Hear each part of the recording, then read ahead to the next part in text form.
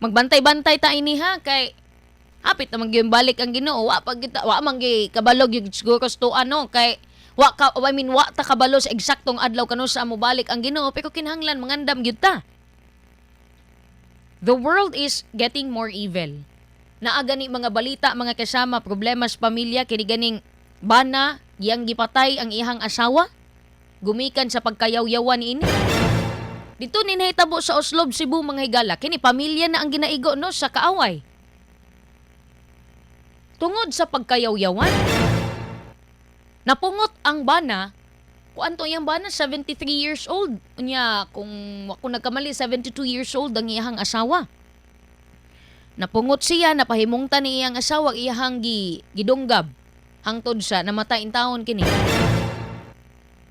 Karon lang tong simanahan na hitabo, pagpanubay sa DYHP RadyoMaN Cebu, na ngayon na lagpasaylo ang intawong suspect at tatay, kay napahimungtan gyud daw niya ang iyang asawa, kay sige lagi daw yaw-yaw.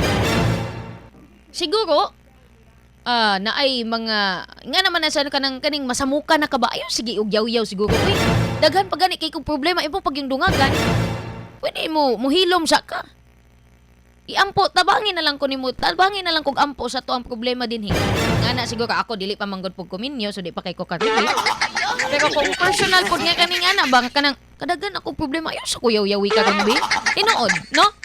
Dili ta ganahan nga yaw-yawan ta kung daghan tag mga gihuna-huna ba pwede tabangi sa ko unsa kung pwede buhaton ani. Di kay magsikag daghan kag kuan din ha.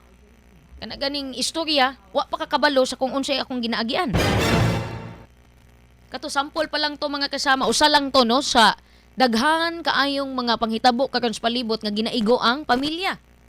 Naapod to sa Surigao mga kasama kato ganing babae nga gipusil patay sa iyahang karelasyon apan sa panubay mga higala iyahan na daytong kanhi karelasyon nga pulis kay iyahang gibulagan aligasyon no kay kuan pa man to panubayan pa man sa otoridad unya matud pa nga kining gibulagan sa babae ang katong pulis nya di daw mosugot ang katong pulis nasayakan daw niya nga naa naman da inilain. Mauto nga dunay mga panagbangi na pusilan sa pulis ang babae unya ni kuan man to ni sukol tong kauban yang higalang usa ka babae pod nadamay ang katong duha ka babae patay in taon Surigao ni mga higala sa mga goy nahitabo nining si manahuna lang po tanawa di ba relasyon mga higala ginaigo karon sa kaaway unsay angay buhaton mga kasama. Di na to pasagdan mga higala nga gub-on sa kaaway ang atoang pamilya. Ang atong relasyon sa atoang higala, sa atoang mga partner. O sa inyo lang di ay. DXDC ka man ako'y partner po dito. Kapita mga kasama, oy. Ingon sa John 10, ang katuyuan sa kawatan, mao ang pagpangawat, ang pagpatay, ug ang pagpangguba.